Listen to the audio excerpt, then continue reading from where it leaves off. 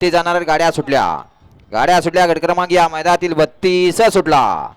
जुना हिंद केसरी बैलपोळा मैदान माळशिरसकरांच्या मैदानातील 32 पळतोय.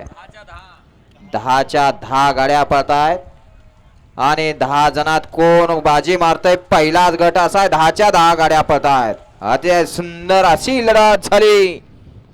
कोण होणार सेमीसाठी पात्र.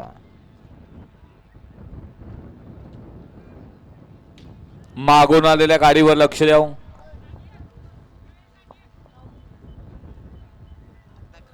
वळवा 33 वळवा. 10 गाड्या पळाल्या. धुरुळा